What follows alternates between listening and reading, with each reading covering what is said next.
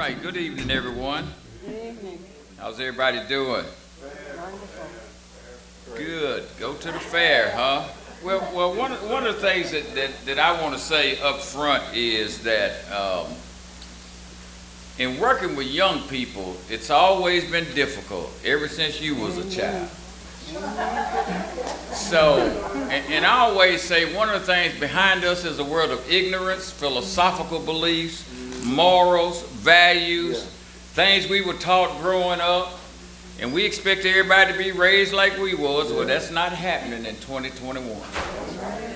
And so you might as well lay down by the bedside and keep sending up timber. Because the reality is that if you look at generations of young people, it has always changed.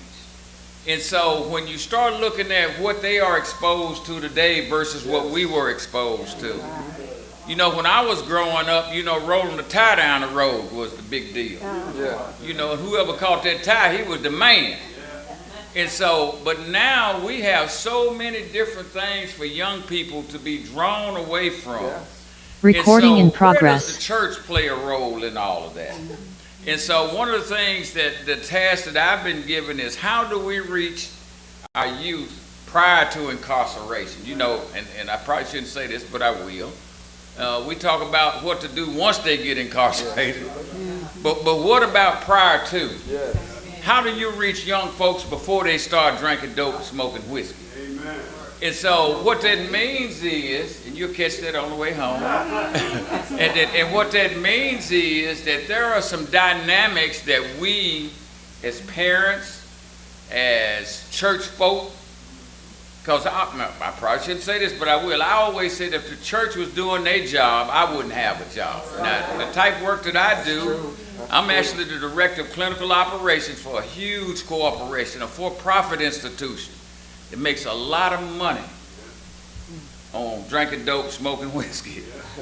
And so the reality is that what happens to people prior to, and what I believe in doing is, you know, we have to look at some factors that we're facing.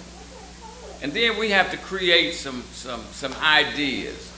And this morning I heard a great thing, and I think he's gone, but he talked about fentanyl this morning. And see, if you look at doing a history behind fentanyl, fentanyl was created by a huge farmer, and they knew that when they created that stuff, man. If you got opioids out there which attack 6 cylinders in the brain, and then you create a drug that attacks 12 cylinders, what's going to happen? Yes, and so we have to look at the policies and the legislature behind what's going on. So there's a huge problem. And if you look at what happened with Oxycontin and opioids, did you not know that it was so devastating with overdoses that they actually cut back on making this drug, opioids, but they started making fentanyl, which actually pushed people to using opioids toward heroin, and then they mix it with fentanyl, and guess what? You mix them two and you can get the hearse ready, because you're getting ready to get out of here. And so the reality is that when you start looking at what we're facing as a whole, because here's what I believe. Once a person's brain chemistry changes to whatever chemical they put in their body, they're going to have a problem. Oh, yes. Well, they drink it, smoke it, shoot it, urinate it, however they get it, it's going to create a problem. And so what do we have to deal with young people to keep them from going in that direction?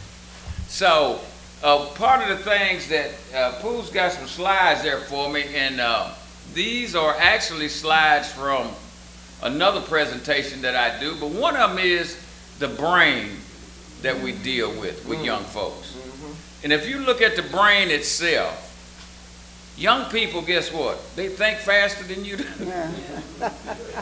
Look, they can take a cell phone, lock it up, you can't even get in. So that means that they're more technologically sound than we are. And so when you start looking at that, look at little young kids now. What's the first thing? Can you remember when the TV had the antenna up there with the wire on it, and you only got 3 channels, and the TV cut off at 10:30 or whatever time it was, and you just get snow on it? That's not happening now. That's right. And so young people, I could go on and on. Yeah. But young people nowadays are so hyperactive that they're looking for things. And so if you look at what's really happening in our society and look at the risk factors that we're dealing with, one of the risk factors is the fact that the family is disrupted some kind of There way. it is. You know, whether it's a single parent home, whether it's a broken home, whether the dad's in prison or whatever, there's something going on. And always remember, a young man's desire is always to be connected back to his daddy. Whether it's spoken or not. Did you not know there's only so much a woman can give a male? That's right. See, we don't like to talk about that kind of stuff. I love little Timmy. I just love him to death, all the way to the cemetery. And so what happens is that when we have these risk factors already facing us, how do we deal with that in the church? And the church is running from these situations instead of running to them. And so what happens is when you start looking in the home, and we know that there's damage there, so how do we get to the parent in the home, whether it's a single parent or whatever? How do we as a whole? I heard social worker, my heart goes, she want to help everybody. My heart goes out to them. But the reality is that some people, they won't even listen to you. They got another disease, that not listening disease. See, we don't talk about that. Now we hear a whole lot of stuff, but are you listening to what's going on? And see, the whole thing, the Bible is all about disobedience. All the way through.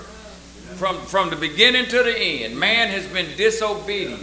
Man was disobedient even when Christ was walking around here looking at him. Look. That ain't him. What's wrong with him? And when you think about that, man is slow to even take instructions from another man. Or from another woman, to be accurate. And so when you start looking at these risk factors, which I got a bunch of them wrote down here too. Think about young people that have antisocial behaviors. Y'all know what that is? Look, I do therapy professionally. Huh? You bring a young person in here and set him down right there, he won't say nothing to you. He's sitting there looking at you like cockeyed junior. Huh? You can bring him back for another session, and them sessions cost $75 an hour. Let him sit, look, and I just let him sit there too, look. For $75, look. Shouldn't even tell you. But the reality is that how do you reach that kid? And so here's one thing I tell people. First of all, because once a young person finds out you're not genuine, he X you out. You out. You can forget that. That's why you always shoot them straight. Tell them the truth. Don't lie to them. Don't try to trick them. Because I'm telling you, while you sleep, guess what? That's my phone, Lord. So looking at antisocial behaviors, most young people have already disconnected. Not knowingly, not intentionally. They develop their own interests. They're trying to figure things out. And so that's why active listening is important. You know, you got to listen to young folks. You know what? When I worked with adolescents at first. And you know what most of them say is that don't nobody listen to them. And people are always telling them what to do. And I get that. I can see that. But what about if he's got some we call them co-occurrent issues where I come from. If he's got some other issues, and you just looking at him for face value, because he look a certain way. I went to a gang rally in Birmingham, Alabama. And you know what them gang members say? He said, most of y'all professionals in here scared of us. Because we was asking, like, how can we help y'all? You know, how can we? The little boy come up there. Matter of fact, he said he didn't expect to live to age 22. He said they kill one of ours, we kill one of theirs. Which is scary. scary within itself to see them come in there. And first of all, they had to make them fold their rags, which is scary within itself. But that young man said, if I had you over behind that wall by yourself, you'd be scared to death. Then they asked him, say, well, where do you get the weapons from? Guess where they say you get them from? From y'all. So y'all buy them, we break in your house and steal them. So, who said parent? Yes, ma'am. That's where we have to begin to look where the problem lies at the very beginning. So when you look at risk factors, one of the things that I believe we have to do is, first of all, we have to start educating families, educating the church, because the church has been hard on people. I mean hard, rough. Tell you don't hang out with Killer Jinx, Earl, Boo Boo, Pork Chop, Bang Bang, Tech Nine, and all them. Because you're scared of them. And so the reality is, look, the Bible says, go ye therefore into all the world. Now how you going to do that sitting up in here? It won't happen. And so did you not know that, and I've been in the church a long time, the church teaches separateness instead of togetherness. And so if you're going to reach families and parents, we got to come together as a whole ourselves, because the risk factors are so strong. I specialize in substance abuse. Once a kid, due to brain chemistry, once they start using chemicals, the average age that a kid experiments with alcohol in this country is 9 years old. The average age that he experiments with marijuana is 11 years old. So even if your child not doing it, guess what I know your child is exposed to every day at school? Some little kid that's doing these things.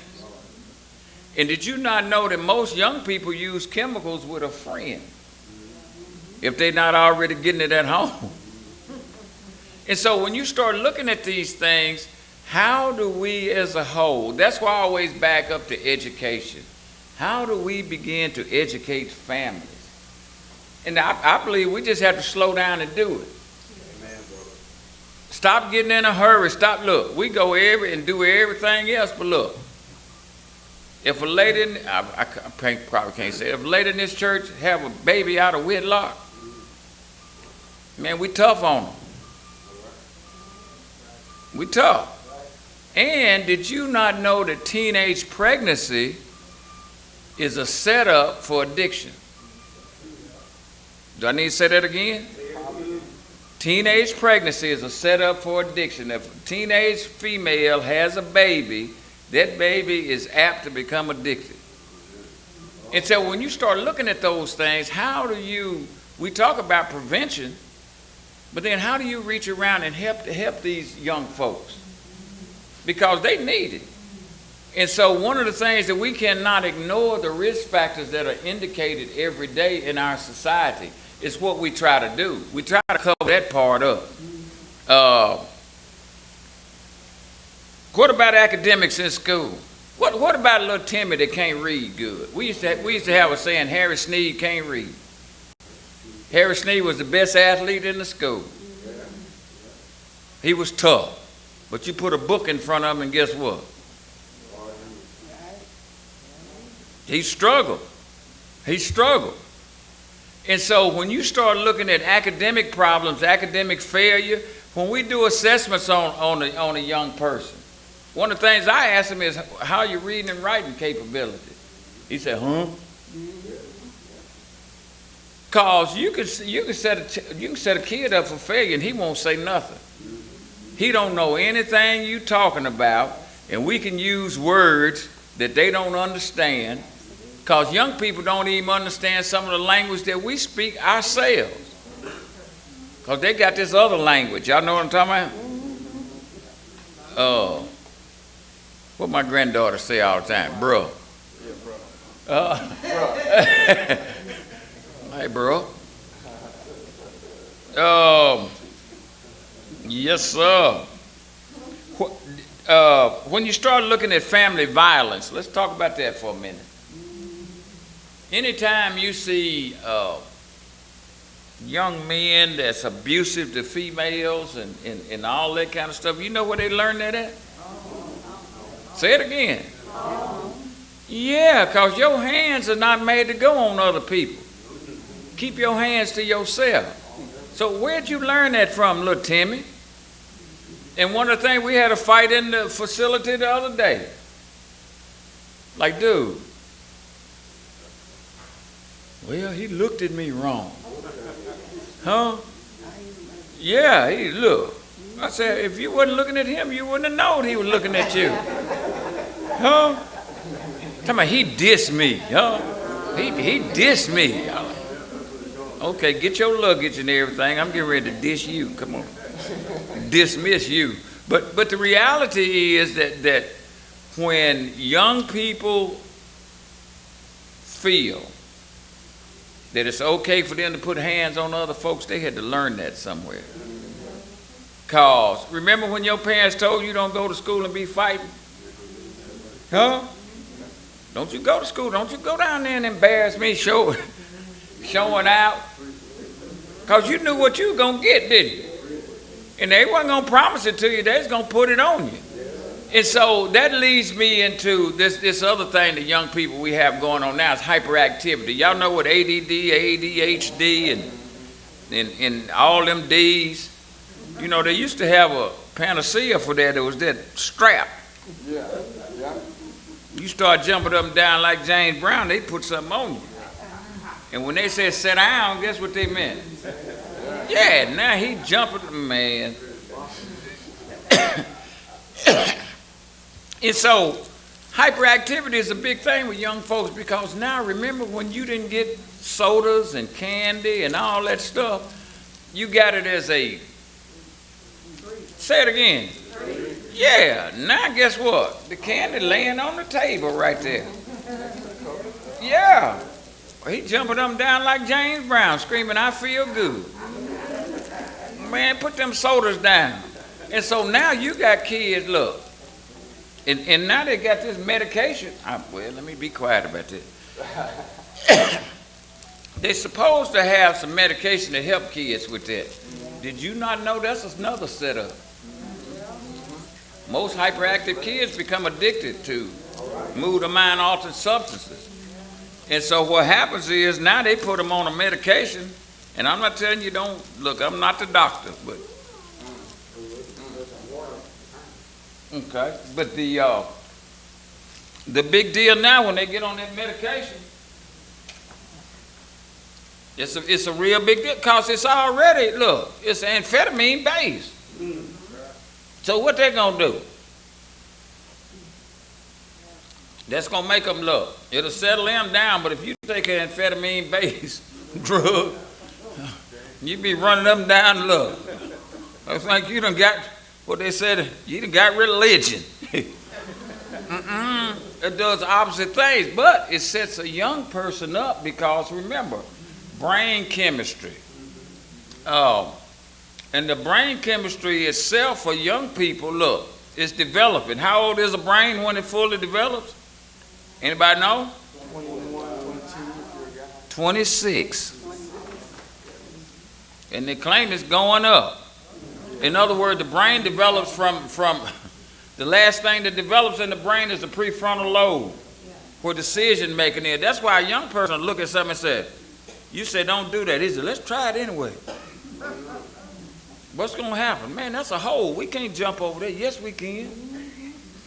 And so the prefrontal lobe, and once it comes to the front, you're going to have some problems. I heard people saying this morning that, the addiction itself is troublesome. And how do you stop that? How do you reach young people prior to that? So let me get into that, and then I'll turn it over to. When I talk about education, I'm talking about educating the parents, the community, the professionals, and the youth themselves. See, I think young people need to know about the dangers of drugs. No, look, if you smoke this, Marijuana's got over 416 different chemicals in it. And it's only been identified what about 16 of them will do. And everybody know, look, the part that makes you high, marijuana will have an effect on our society like alcohol before it's over. Because now they done figured out, look, and they've been waiting on figuring out how to tax it. Once they figure that out, shoot, it's going to be growing out there on the street out there. Well, it ain't alcohol. No, but it changes the way a person feels. It's a mood or mind-altering substance. And so once that starts happening, when they can just freely smoke it, also for young people that start smoking it early, guess what's going to happen to them academically, developmental-wise, and everything else? Yes. Whatever age a person starts using it, that's how old they are emotionally. In other words, if they start using it at 9, when you see them at age 21, emotionally, they 9 years old. You ever see the kid that falls out in Walmart and go to kicking like a chicken? Because they won't buy him something? Oh, little Timmy. That's where you can't hardly do it now, but you know, they call the police on you. But the reality is that even when I would go in juvenile court, they bring a little 9-year-old in there in shackles. Little muscular little rascal. He'd turn the refrigerator over at home and all kind of stuff, man. His mom and dad is over there crying. Now, look, my grandmother used to say there's a woodshed that'll help him. But and the judge asked him why he didn't go to school. Guess what he said? He used a profane word because he didn't want to. The judge said, well, I'll put you somewhere where you have to go. And of course, the parents standing over there just crying. And so young people like that, what has happened? So when you look at the family as a whole, the family plays a major role. And so educate. We do something at home called an early intervention program. In early intervention, if you had cancer in your body, the earlier it's detected, guess what? The better off you are. The better chance for you to recover. But now we'd rather, check this out, we'd rather lock young people up. Today we got over 2 million young people incarcerated. That's a lot of people. And every year, we get about 60,000 in these little group homes, and they need it. But what about prior to? You know, it costs about $35 million to build a prison. And we building them, won't even build a school. It costs over $35,000 a year to house a prisoner. They won't even give you a job paying $35,000 a year. So my thing is, there's something wrong with what we're dealing with every day. Now, is it a losing battle? No. But we got to start somewhere. And we got to start reaching young folks, because here's what I believe. We should teach young people that we expect them not to use. Not to expect them to use. Yeah, expect you not to drink dope and smoke whiskey. And if we don't get that through to young people, because young people think, look, because it's on TV and because the media has painted it up and it's looking all good, like it's happening, you know, your athletes, your you got your politicians. What's his name? Barry, whatever his name was. But when you start thinking about that, it's painted up to be glamorous. But they don't show that guy laying in the ditch over there. They don't show that guy that's homeless. They show you, look, the night belongs to Michelob. They don't tell you who the morning belongs to. The morning belonged to BC headache powders, Rolaids. Then you sang to the porcelain gods, Buick. They don't tell you that. Show the look. And so we got to be able to reach our young people and let them know that that's false. Look, that's counterfeit. It's false. It's not true. They'll spend $10 million on a commercial on TV with the bull jumping through trying to attract young people. They did the same thing with cigarettes. They do the same thing with alcohol. Could you imagine what $10 million would do in our communities out here? But no, we want the young people. Bring me your youth.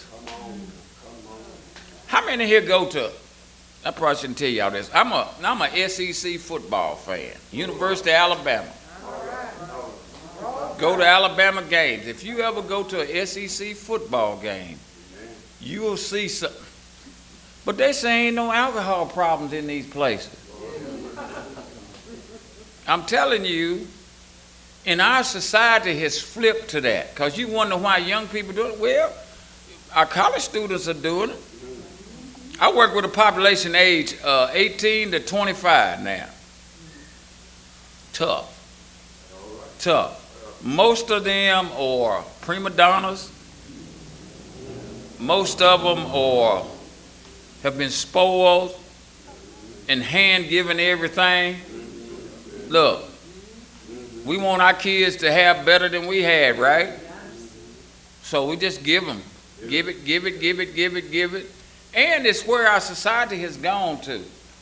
And so we have to be able, can you in the church just take that from them? No. No, because the prima donnas are in the church too. But we have to be able to say to young people, I mean, be real with them. Because check this out. What if you don't reach them? What's going to happen to them? Yeah, have you ever thought about that? If you don't say nothing to them, it's kind of like you got a big elephant. A baby elephant right there. He down there just eating. You giving him water. He flatulating. Doing all kind of stuff right there. Now you know what's happening to that little baby elephant? He getting bigger, right? Finally, if you keep feeding him and just doing everything, just let him just keep doing what he's doing, finally he gonna grow into him. And you're gonna have to deal with him at some point. You know when the best time to deal with him? Yes, sir. And the reality is that we get a chance every day to have an impact on young people. What you say to them, how you look at them, because they see you. One of the things that I get a chance to see on a daily basis, they'll tell me, said that lady in the cafeteria, she rolled her eyes at me. I said, how you know that? I just asked for some extra bacon. And they got more bacon, they gonna throw away. But now why would that woman be rolling her eyes at him? Yeah, but don't pay no attention to it. And I'm telling, and here's why I'm saying this to you. We can have an impact, and young folks are watching you. They see you all the time. They see how you conduct yourself. And one of the things that, and I'm gonna sit down. One of the things that I hear from them is that there's so much chaos in their homes, in the schools, in the neighborhoods, in the communities that they live in. If they come in here, they don't need to see that kind of chaos. We ought to be together. And you know what they desire? They desire love, attention, mentors, role models. Where you gonna get? Say it again. Yes. Because you know what? Even in our family programs, when the family comes, a young man, he said, now, my parents didn't say nothing to me when I was doing it, but they gonna come here, come to this program, and act like they were saying something. He said, my daddy smoked that stuff. In reality, so how? Now, he want the boy off of it, but then look, I got to sit down with him and say, sir, you smoked that marijuana? Oh, he told that, see? I heard this morning, honesty is the cornerstone to recovery. Till you get honest and look, get on a level with a young person. Because you can't, think about this. You can't stick your hand out there and snatch somebody over here. They wouldn't stay no way. You stick your hand out and guide them over here. And you can't make them come over here. But you can give them the information. You know what? It's kind of like the mailman. The mailman put the mail in the mailbox, right? It's up to the person to live there to go out there and get the mail. And now all you are is delivering mail, delivering the truth. That's all I have. I'm going to turn it over to the panelists because I could talk about this stuff all day. All right. Thank y'all.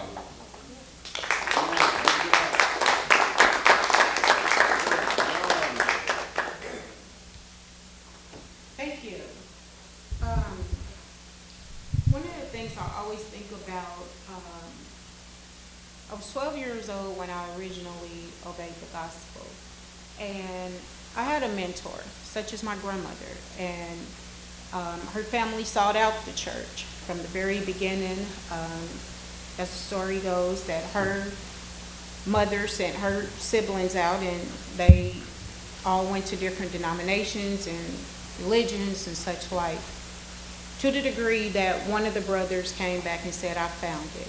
The church that speaks where the Bible speaks and is silent where the Bible is silent. So for generations forward, up till mine and beyond, we have been members in the Lord's body. But does that mean that we don't have addiction? Does that mean that we don't have substance abuse? Does that mean we don't have dysfunction? Does that mean ... Absolutely not. Because we all come from somewhere.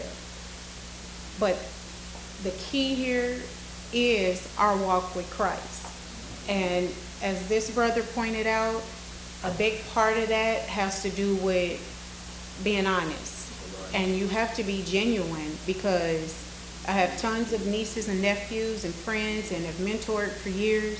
And that is one of the very first things that young people look for, is they look for an attraction in you or something familiar to them.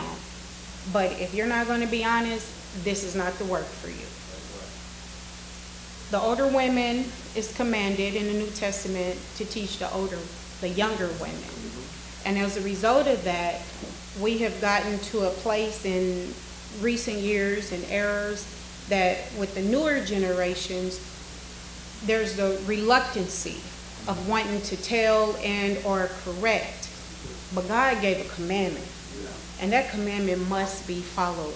And if we're not following that, the church is going to continue to wax gross, more and more so. And it really comes down to the fact that, like, I believe one account is in Matthew and one account is in Luke about the impure spirit and how it left the man. He swept his house clean, and the impure spirit had to go away. But then he wanted to go back home. So when he desired to go back home, he brought some more with him, because he needed some support to be more evil, more impure. As this brother pointed out, from the marriage of Huna, I believe it was, to the alcoholing and the X, Y, and the Z. And the outside of the opioid crisis and some of the other abuses, systems that can be abused out here, it's only going to continue to grow. And for this generation, it's this. For the next generation, it'll be something else. We went from prohibition to wherever we are now. And it's not over. But as I heard a brother teach years and years ago, he said that if you do not teach and train your children, that the church will and the elders will. Why? Because now their responsibility is put on them because of our lack of. I'm a parent of 4 children, and I call my children good fruit, praise God, because they are faithful to this day. They do walk with the Lord. But are they not tempted? Are they not distracted? Absolutely. Do I continue to encourage and edify and uplift? Absolutely. I only can speak from a personal experience as far as that is regarded. But it takes work. And in that effort, you have to be able to identify those things. When my son first came home and when he first got to high school and he said, Mom, there are high school suicide, what do they call them, little posters, bumper stickers, all over the school. And I thought, well, why is that? Because of what this brother pointed out, is that there's an epidemic and it's alive and real. And it is up to us to help our families, help our children, educate through communities, through outreach programs. It is up to us, and God is counting on us. Thank you. Oh, where to begin? I think we need to talk sometime, Brother Watkins. I think we'll be up all night. I work in the juvenile courts in Nashville, Tennessee, and God directed me here. I did not choose to go into that field, but I'm there, and I've been there for about 10 years or so. And I deal with, my main goal as a court liaison is to prevent custody. And this is the Holy Spirit talking, because our title is Reaching Your Youth Before Incarceration.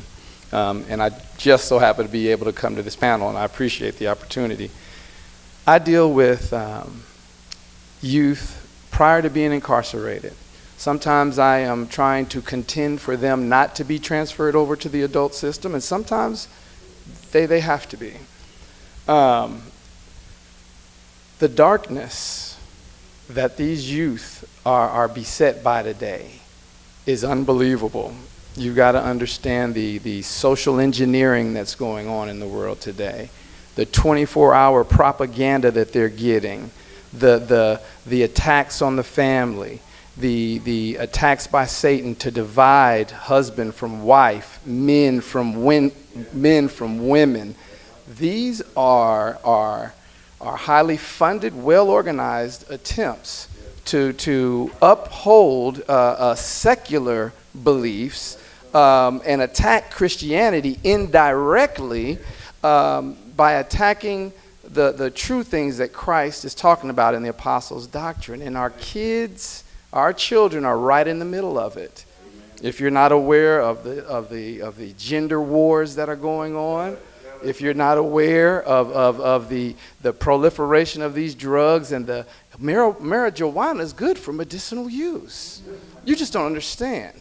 These attacks, they're coming from all over, from politicians, sports figures, schools, even in the human resource departments that are uplifting a bunch of things that are against God's order. And they're in the middle of it. They've got social media, Twitter, Instagram, TikTok, Snapchat, where I can send you a video or a picture of something that will erase. So that's what we're dealing with. And I think about it all the time, and I see the darkness every day as the magistrates will have me work with the attorney, with the magistrates and judges will have me working with families, judges, defense attorneys, all of these different private entities to work with a family to work out a plan to get them services and kind of move from there. But the thing I'm seeing is more and more people, when they have to come in custody, we do all this litany of questions, and more are unchurched. More and more are unchurched. You've got to ask them what congregation or what their faith is. More and more are unchurched. So the battles today are not whether or not you need to be baptized, although we know you must be baptized. There's one Lord, one faith, one baptism. The battles of today are showing the Word of God in such a way that they'll love the Word of God, see the wisdom in the Word of God, and are willing to implement that in their lives. So these are some serious battles. Every day they're getting this propaganda. So what do we do with these gender wars and the uplifting of boyfriends and girlfriends to the status of husband and wife? What do we do with that? Well, the first thing I wanted to point out is that we got to spend time with your youth, or with any youth in your congregations. Spend time with them. Take advantage of teachable moments. And you've got teachable moments with kids every day. When you get up in the morning for breakfast, if you're watching whatever news agency you watch, and they're talking about things that conflict with the Word of God or that glorifies crime and criminality, that tell our women, you can drop it and dress like this. A lot of girls that come to court, they think it's professional, come in there with tight-fitting stuff, short outfits, and low-plunging necklines. They think that's professional because that's what when they watch, and ooh, Lord forgive me, but when you watch shows like some of these reality shows and you see these women on there that supposedly make a lot of money, and you see how they're dressed, does that not impact our daughters or your sons? So you've got to take advantage of teachable moments. When you're watching these shows on TV and you're sitting down, you're just kind of watching it. But my wife will tell you, and I probably get it from my dad, and he used to yell at the TV all day. Because the entertainment is one way. It's a one-way form of communication. It's impressing its will upon you. So I'm pushing back. I'm like, son, that's foolish. I'm trying to educate as we go. So you got to take advantage of teachable moments. You've got to be involved. Be aware who their friends are, and they should know who your friends are. Because when you know who their friends are, you know what those friends are capable of and how they conduct themselves. And if you've been able to really have a good relationship with your child, they're going to want to aspire to be like you and like that. And if you're in a single family situation, that's where the church the church has to step up. And I think one of the things that are challenging for the church is being knowledgeable of these current issues and be willing to speak to them, and be able to show the goodness of God's plan as composed to the world's plan. If I want a good man, a good woman as a man, and if I want a good guy as a girl, then I need to be studying over there in Titus 2, which you talked about, in the virtuous woman in Proverbs 31. And I need to teach my daughter and emulate that myself so that they can see the standard and the role and the roles there. So we've got to spend time, take those teachable moments. Number 2, you've got to model that behavior. When your children see you upset and angry, they see how you express yourself. In these classes, and there's lots of time, people have talked about different classes and things like that when they're getting unruly and you've got to kick people out of the class, you tell them, you've got to go. You tell them you're not over the top or using negative language and bad profane language. You are a model on your child. And if you can be a very good influence, and especially if you're a child of God and you got the Holy Spirit, because we know all things work together for good who those love the Lord and are the called according to his purposes. So you've got a model. So it's take advantage of teachable moments, recognizing you're modeling self-control, love, joy, peace, patience, kindness, goodness, faithfulness, gentleness, and self-control. If you are modeling that in the ups and downs of life, then they'll be able to do it too. Just like if you talk to your kid like, yeah, baby, hey, baby, how you speak with him like he's a baby for a long period of time. When he gets older, he's not going to be able to string together sentences and make sense. So if you're reading to your child and you're communicating with your child, you increase their ability to be able to be better communicators and to express how they feel because they see it. So teach, model, recognize the importance of family. 70% of a certain segment of society is bringing up children in a one-family home. That's not ideal. Doesn't mean it's sinful if you're in that situation. We all can get forgiveness of sin. Some people didn't get someone pregnant and they were able to finally get married or whatever the case may be. It's not about the single or beating up on a single family situation, but you teach your kids that's not the ideal. And why it's not the ideal. And express that and teach. And if they're in that situation, you stay faithful to the Lord, and God will work all of those custody visitation issues out. It'll be a little stressful. But you got to teach them about family. Don't let the world teach them that you don't need no man and you can raise all these kids by yourself. You don't let the world do that and have their mind and then allow them to be justified in thinking I don't need a man and I can let the government and social programs raise my kids, because those programs can't give you the word of God. And then finally, community is very important. I'm going to speak on community, then I've got a passage to go to really quickly. Community.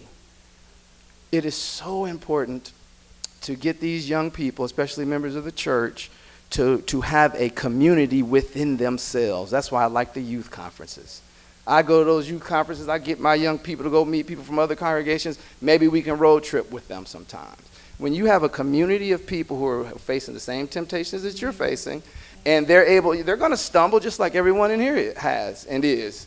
But you got a community of people who are fighting the fight just like you are. And when you do things with the youth, make it great. If you go to the youth conference, rent some Suburbans. Have some good times, because the world is going to show them another level of ungodly excitement. So we need to invest, sacrifice in those things for our kids. So build that community. Encourage them to associate with each other. Have cookouts over your house. I took the young people from Jackson Street to a Laker-Grizzly game about a year ago. We balled. That was so much fun. Road tripping on the car. Playing good music. Now listen to this ungodly music. What does it sound like when that bass is rocking? Think about what is in people's minds when they're hearing Tear the Club Up. Is that encouraging them to do things that are right or ungodly? You take advantage of those teachable moments, build that community. I have a class that I teach on Wednesday night with our youth, jacksonstreet.org. If you go on Zoom class, you see Paul Nix, and we do have youth from all over that are in this Zoom class, and we get down in the Word. And also right now we're doing a lesson on modern dating versus biblical dating. Modern dating versus biblical dating. You scroll down social media, you see a girl saying, well, I do everything for my boyfriend, and and I don't understand why this relationship isn't working. Well, because you're acting like a wife when you're a girlfriend. And so they need to know the differences between modern dating and biblical dating, and you do all of this with the passion to show them the goodness of doing it God's way. And finally, let's let the Bible answer this question, reaching your youth before incarceration, because when they get incarcerated, now they're being subjected to a level of darkness that can be even more empowering them to continue in darkness. So what did Moses say to God's people in Deuteronomy 11:19? You shall teach them to your children, speaking of them when you sit in your house, when you walk by the way, when you lie down, and when you rise up. And you shall write them on the doorposts of your house and on your gates. That your days and the days of your children may be multiplied. So when you rise, when you fall, you talk about these things. You don't have to beat it over the head. Make it fun, make it exciting, but let them know the word of God. Let them know the expectations. Teach other children these things as well, and always be willing to contend for the faith in love and passionately. And we can prevent our youth from being incarcerated.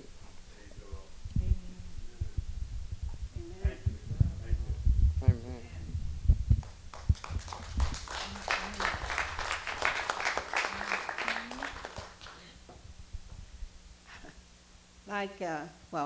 Let me say, I have 4 kids, 9 grandchildren, and 1 great-grandchild. And when I went back to school, I was raising my children, and I went back to school. I was 56 years old. And they would say, hey, you're too old, you need to, But God had prepared me up until that time. I did not choose this line of work, because when I went back to school, I thought I was going to be an English teacher. But it turned out that I started working with the mentally ill, and I started working with adults. I did an internship at Swope Parkway Health Medicine, and my supervisor said, May, you need to work with kids. I don't like kids. Now, I like mine, but I don't like everybody else's.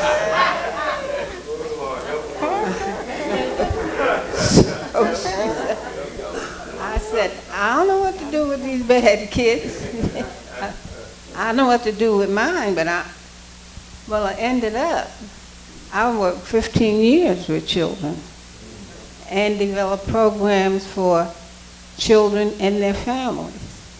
And then after that, I had a group home for kids, for boys, especially boys, because I believe what the Bible says about men and their place in the family.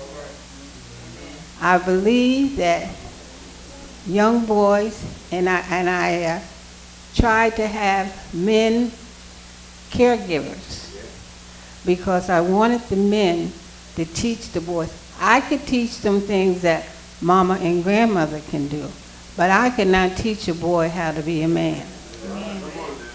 And I believe, I don't care. I mean, I know there are single families, but a single mother needs to have an adult male somewhere with positive behaviors to teach that young man how to be a man, how to act like a man, how to treat women well. Now, I treated my sons how to treat women by, when they were growing up, to model how to treat me.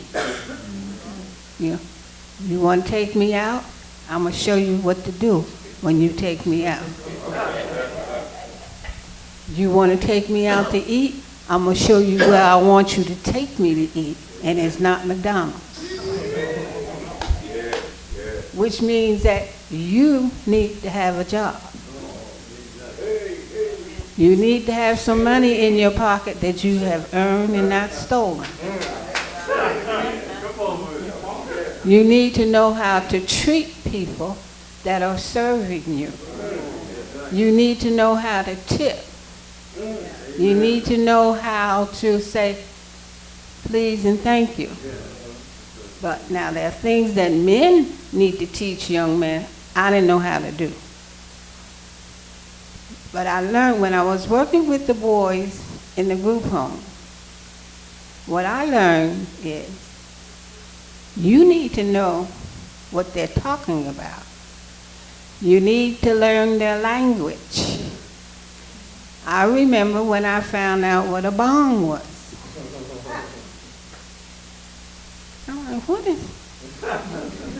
what's this thing you got? Sister, Miss May, that's a bong. Okay, bring it to me and let me see. I made it, bring it to me. We sat down and talked to them. We sat down and talked about it. You have to, the way you communicate with kids, you can't communicate with the words that you knew growing up. You got to speak their language because it don't mean the same thing to you as it means to them. And when you tell them, I said, gay to me doesn't mean the same thing as gay means to you. And when I talk about gay, or if I talk about I got a girlfriend, oh, you got a what? It doesn't mean the same thing. And so the church needs to be aware of how to talk to children. You're not getting down, you have to get on their level because, when you talk to little kids, you need to get down on their level and look in their eyes. If you're standing up, you're looking over top of somebody. You're raising yourself above a child. The church and the groups that the church has, they need to educate the parents on sexuality. These kids are so free. They are so free with sex and the way they think about sex. You can't find it anywhere in the scripture. You can't find it anywhere mostly in your life. You don't look, they think it's okay. They don't see anything wrong with it. But you need to talk to them. Talk to the kids and ask them, and don't become judgmental. And you need people who are able to do that. Not everybody can do that in the church. The Bible tells us about we all got different gifts. Hey, you need to learn your gift. Do you want to If you don't know how to talk you better to stop kids, messing with them you books. don't need to be overseeing children in the church. If you are a person who does not know anything about clothes and gangs and what they mean, you don't need to be trying to tell, you shouldn't be wearing that. You need, get qualified people to teach. You need to talk to parents, and you need to talk to parents like, let me tell you something. I have had kids who sit down with their fathers and watch pornography. I have had kids who hide under the bed while their mother is prostituting. Men are running in and out the house. I have had kids who have been starved, thrown in a closet, face taped up with tape, because their parents don't want to be bothered with them. You need to talk to the kids about, you talk to your kids about the reality of life. They know more than you think they know. They know. I had a little boy in the group home, and fortunately, my director of operations called and she said, have you ordered some X-rated movies? I said, no. This little boy was used to watching X-rated movies with his father. He somehow figured out how to get the PIN number, because I thought we had blocked it. He found out how to get these X-rated movies, and he's going to sneak at night and watch these X-rated movies. These kids, and he was 14. You need to talk to your kids. Church needs to deal with this homosexuality. The children are so accepting of alternative lifestyles and their behaviors. I wasn't in those favors. No, but it's so evident.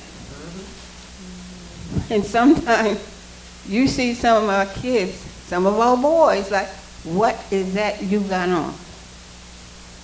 Them pants are so tight that show you can't hardly breathe. I don't know how you walking in that stuff. That's not always, the girls are bad, but some of the boys are just as bad too. Your parents need to be honest. If you don't know, get a professional. Ask somebody who does know. Get a social worker, because I'm going to tell you. I'm going to tell you, you may not even like the way I say it, but I'm going to tell you like I know how these kids say it, and I understand. And if you don't understand something, ask the kids. They use words like, I said, what's that mean? If they trust you, they will tell you what it means. Now, and when you talk with the kids, and you talk their language, they will say, oh, how you know that? I said, I know more than you think you know. Just because I'm older doesn't mean I don't know anything. And so let's talk about what it is that you're talking about. It's time for questions. Oh, okay. I'm sorry. Oh. Well, let me just say this. Your support groups, you need support groups. You need support groups in the house. You need people to run the support groups that know what they're talking about. You also need mental health groups in the church.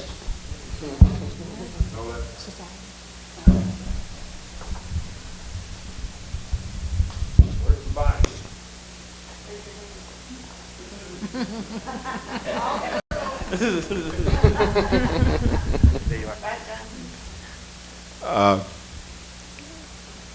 brother from Rogersville. Is that you? Yes, sir.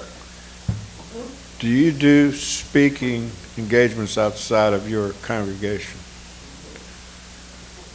Yes, sir, I do. Because I would love for you to come to Deerfoot Church of Christ in Birmingham. So we'll get together. But All right, thank you. Yes, I actually speak at churches, schools,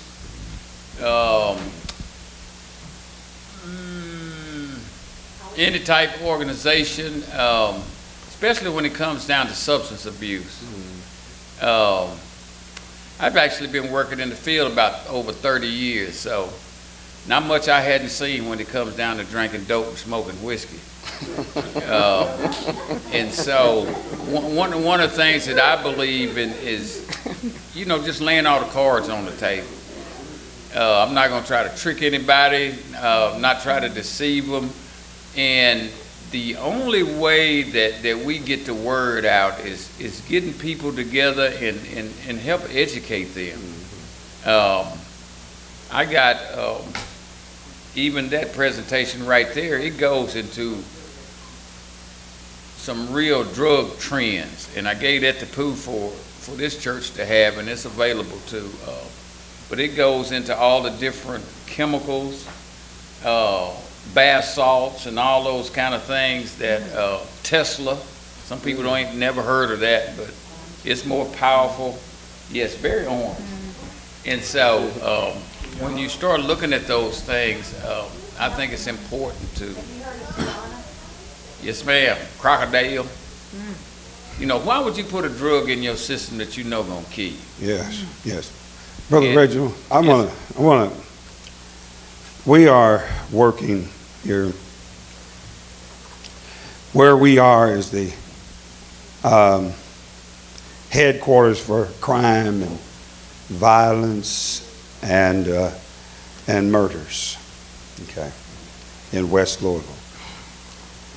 One of the things that we are looking to do, and I know that in this, we're looking to have a transformation, family transformation, and we're talking about we're using the Head Start model.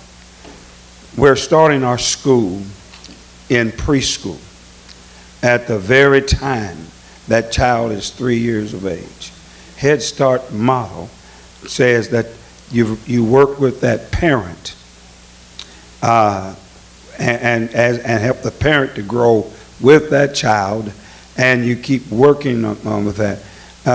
Unfortunately, when the children got into the school, first and second grade, many of them have outdone what their parents have done in education. So the question I would like you all to help us. This is not our problem alone. All of us have it. But you all are working diligently in this area with children and their parents. What do we do working with a broken home, that one slide you had, that mass confusion? When a child comes to school and they've been up all night waiting on their mama to come home, how do we transform that family? What steps do we take to transform? And you all may not be able to answer this right now, but I'm going to ask you, please look at it, because I want to have a session with you. Okay? I want to have what are we on Zoom?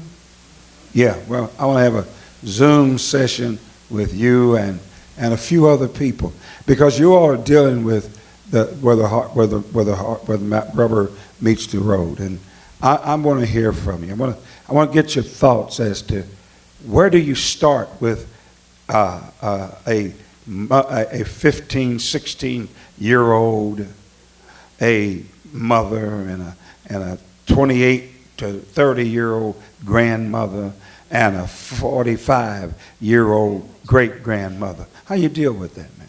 Okay, I just want you all to kind of, you may not have all the answers right now. Let me say something about that. One of the things, well, two things. I've had the privilege to work with females, all female groups. Their kids have been taken from them by the court system. Yeah. And so they have to come in and see me.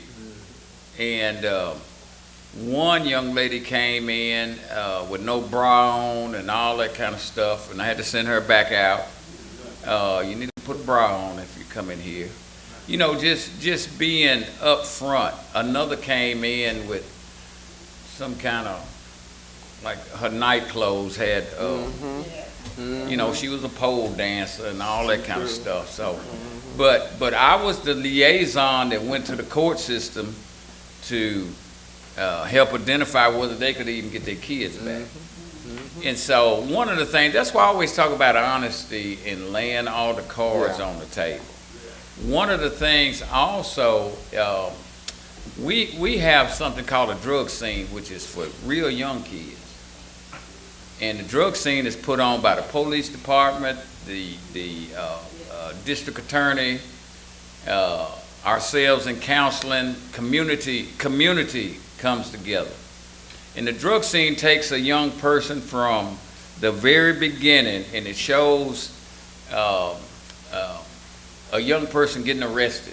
We bring a jail cell in from the whole 9 yards, put them in jail, got Bubba in jail, you know, get after them in the jail. They get out of there, and we got nurses and doctors on the scene, and it shows a kid that overdoses. You know, in the emergency room, they show them actually working on the kid, trying to revive the kid. Now, all these young kids, you know, second, third, fourth graders actually see this. And the kid dies. We have the funeral. You get a chance to preach the funeral. We bring a casket in here. She said, I heard somebody say, yes. It's called RET, reality therapy. And in the casket is a mirror. And so what happens, all these young kids come by and pass that casket and look over in that. And so one of the things, and we got therapists on the scene in case somebody's had some kind of traumatic experience. But it is so powerful until our whole school system has gotten involved in that. And we've been putting that thing on for about 4 or 5 years.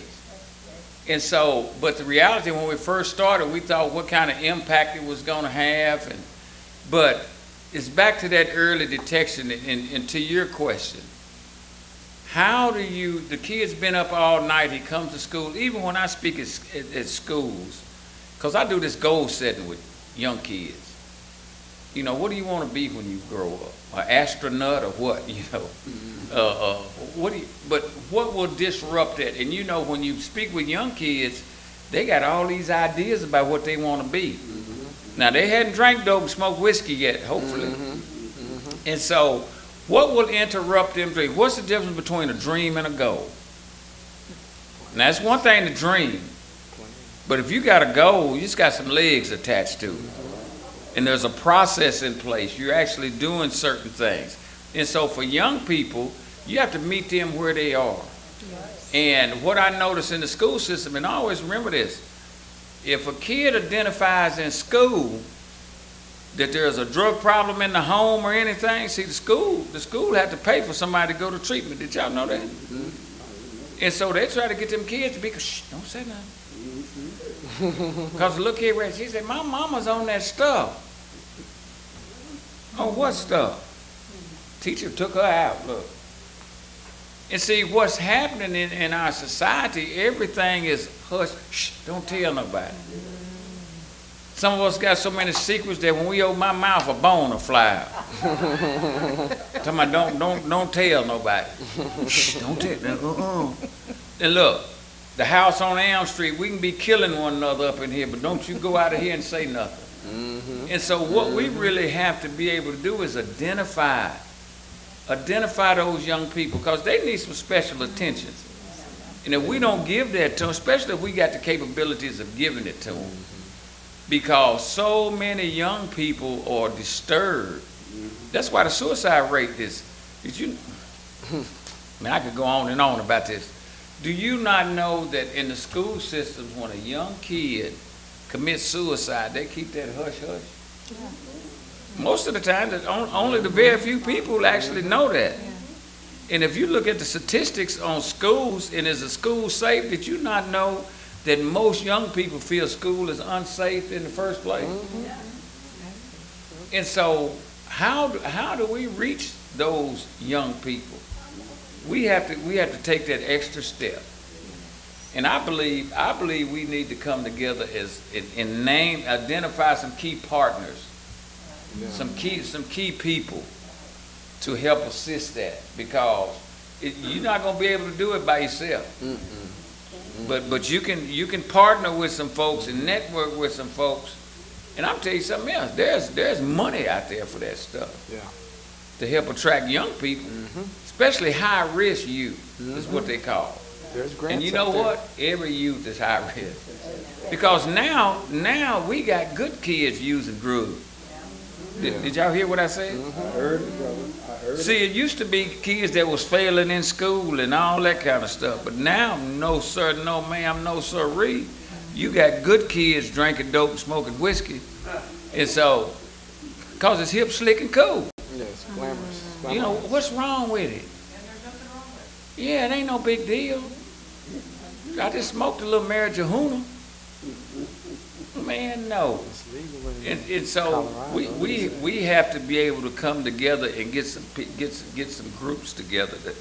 Because I guarantee you, your schools, the police department, really the district attorney, a good district attorney, and a good judge, you got some good ones. You got some good ones. Man, they looking for ways, because check this out. They would do that because them folk could run over their wife out there. Yeah, for real. Because they don't know who behind the wheel. And so the reality is that we get a chance to have an impact on our communities and everything else. Some of y'all. Thank you, Brother Reggie. We gotta. Use your mic. Use your mic. I'm wanting to hear, get some of the other thoughts. We're getting down to the close of the workshop, but I think we ought to take questions right now as much as we can. If I can get you all to piggyback on what Brother Watkins has indicated, and how do we as a church help transform the life of parents who are broken, 2 and 3 generations living in brokenness?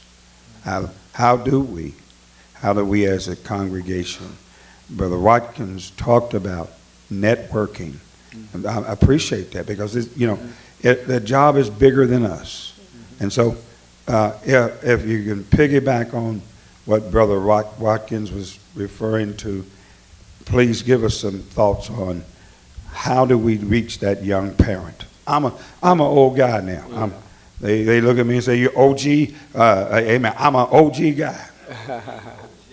Okay, so what do we do? What do we do? Thank you. I'd like to share with you, one of the things is true what Brother is saying. You have to have qualified people to teach. Okay, I had a program where I had the parents and the children coming together. I taught the parents, the case managers taught the kids at the same time. And then we had a meal that we shared together. Always And sometimes, we always pray for our food. Even though this has been a secular situation, we still pray for food. The parents need to be educated, and the kids need to be educated. That's right. The parents need to be educated about their kids. The kids need to be educated about their parents. The kids need to be educated about the things that are hurtful for them.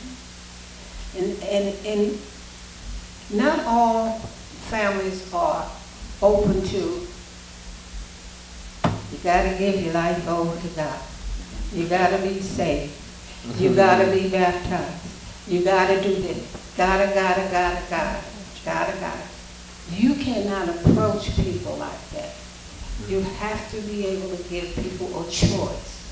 You can tell them, you know, this is what God will do for you if this is what you do. Would you like? Then that's a separate issue.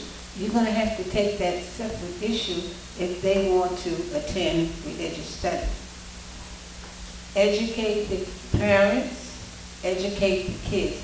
Have professional people that come in and talk with the parents. Then you can decide to bring the parents and the kids together, maybe once a month. Now, my program that I had went from maybe 25 people to over 250 people. And I think one of the things that brought them together was the food. You are sorry, but you got to have. Yeah. You got to feed them. Don't think you can come in there and give them some cookies and juice and think that's going to work. Yeah. It's not going to work. Thank you, sister. Because they always messing with me. Well, that's just one suggestion. Yeah. That the church has to look at. You have to look at the cost. You have to look at people who are qualified, not people who want to do it. People who are qualified to do it.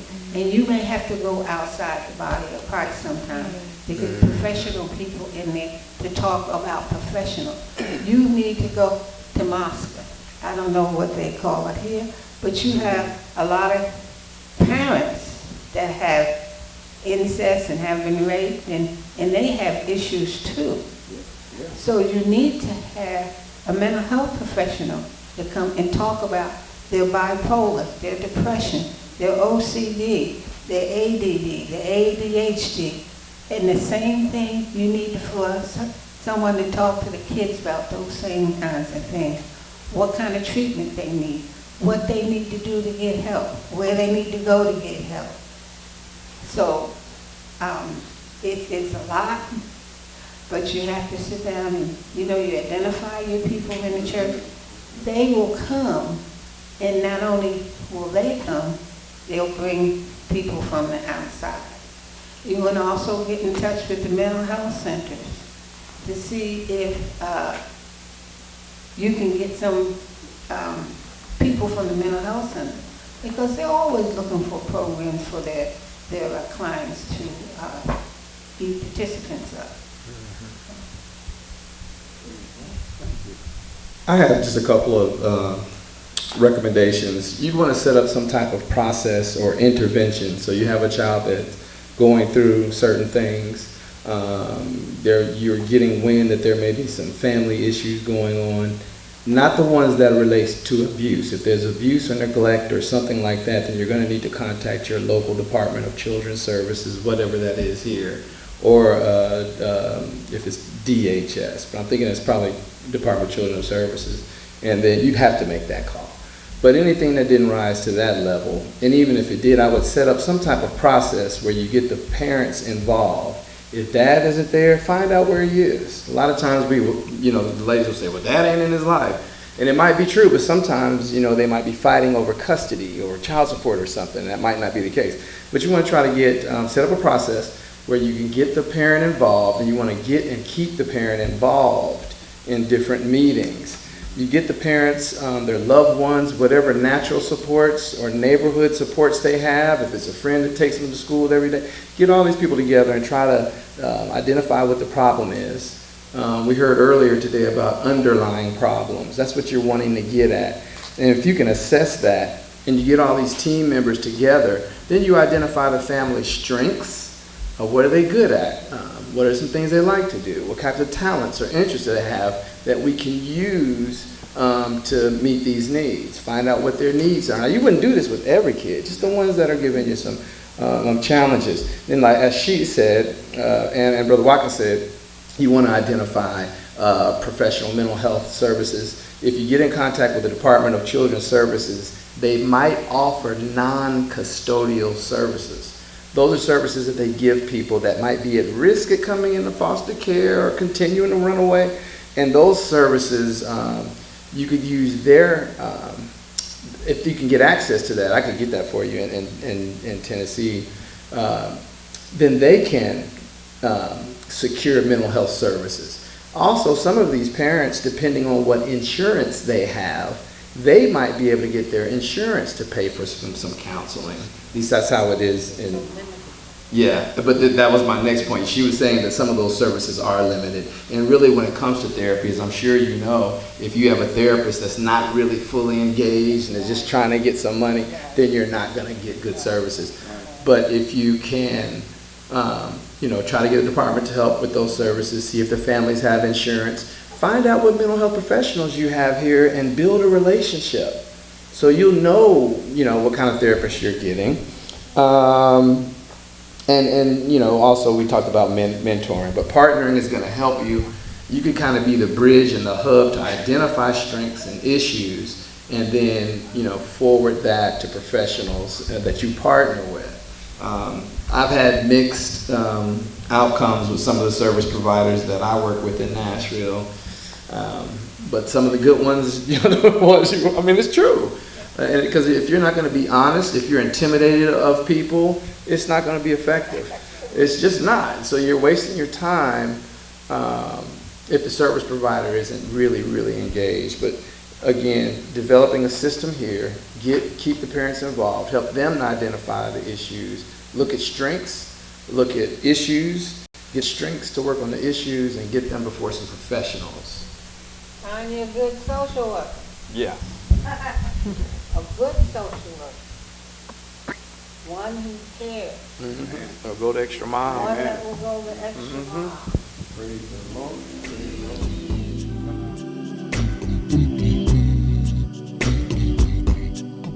Lord.